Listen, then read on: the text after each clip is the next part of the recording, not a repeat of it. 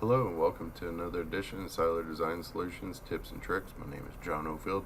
Today we're going to cover how to use the GeoSLAM Pano with the GeoSLAM project. So in order to do this, we have to verify we have a couple of things downloaded and up to date. So we're going to make sure that your GeoSLAM hub software is up to the 5.2.1 version.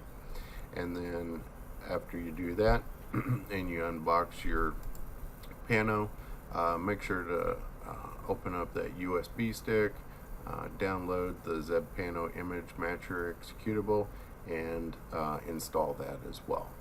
So another software that you can download is this Rico Theta viewer. This will also allow you to view your Pano images without using any of the GeoSLAM software, just to verify that the panoramic views came out okay. So once we're done with that, go ahead and process your project like you normally would. If it's pre-processed with the RT, or you got to process it with the standard Revo, just make sure we've got the data set available.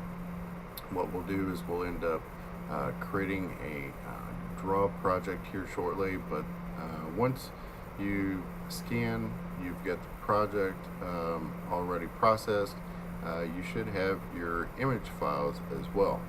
And so typically what I'll do is I'll create a folder for my project, and I will then put that zip file in there, and anything that's been processed out, like a export or whatever it might be. But you'll also need to create a folder called images, and it'll have to start with a capital I in order for this to work. This is where you want to store all your panoramic images for that particular project. You're going to have to do this for each project so far. So once we have all of that, you're actually going to take a copy of this folder of images, and we are going to place it in a location for the GeoSLAM project itself when it gets processed. So when you go to your C drive, users folder location, the user is logged in, app data, local GeoSLAM data, then you'll go to that particular project that's been processed, and we're going to put that copy of those images here within this project. Now we're not completely done yet. We actually have to path these images to the pathway for the scan, and then those images will then be available for our project. So let's go back over to Hub. Let's go ahead and start our draw project. And it says, do you want to create one? We're going to select yes. Go ahead and select the submit button. While that's working, what we're going to do is go back over to our GeoSLAM software shortcuts. We're going to open up this ZEB Pano image matcher here. Once we do that, let's go ahead and then select browse.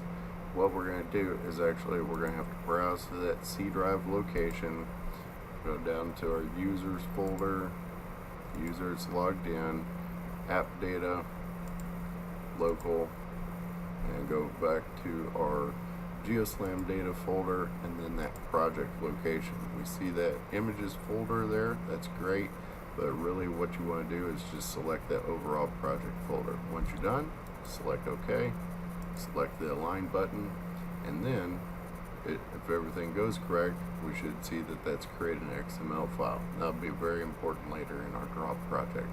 We're going to go ahead and select OK. Now you can close out the ZEB Pano image matcher. Once that's done, we're going to go back and take a look at the folder where we put in a copy of those images, and now we're going to see that camera positions XML file. That's great. Okay, so this is what we're going to path to for our panoramic images within the project here shortly.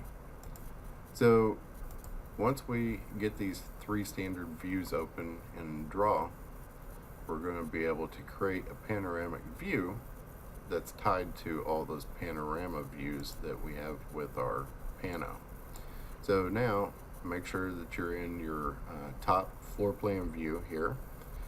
We'll go up to modules, we'll select panorama, place the panoramic view anywhere within the floor plan there, And then what we want to do is bring your cursor over to the right side under Job Editor. Let's scroll down and under File, select Import Panoramas.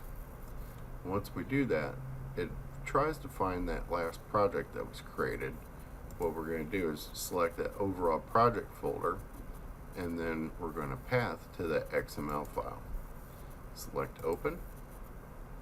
Now we should see all of those panorama view images show up where the pathway was when we took this scan. What you'll have to do then is go over to the jobs list location, and under each of those images, go ahead and select that play button. And what this will do is go ahead and get those processed for those views to be seen. Now, while this is processing these views, if we were to go over here and select Open, notice how it's static, it's grayscale. It's not the color view, kind of what we seen in that viewer earlier. Well, it's because there's a setting missing that you have to turn on. So I'm just going to go ahead and close out this image file. We're going to go up to our File menu tab, select Settings. We're going to go over to Sketch Panorama, and over here under Open Panorama, uncheck Planar View and check Colorize Panorama. Make sure the load point cloud is also on. Select OK.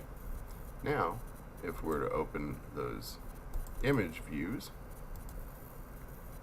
we see that we have a 3D panorama view that we can move around. Okay, great. Now you can also double click on these as well. Views created, and we can see those views all over there. Now we have a full 3D panorama view set up with the path of our particular project within Draw. Hope this helped everybody out. Enjoy. Have a great day. Thank you.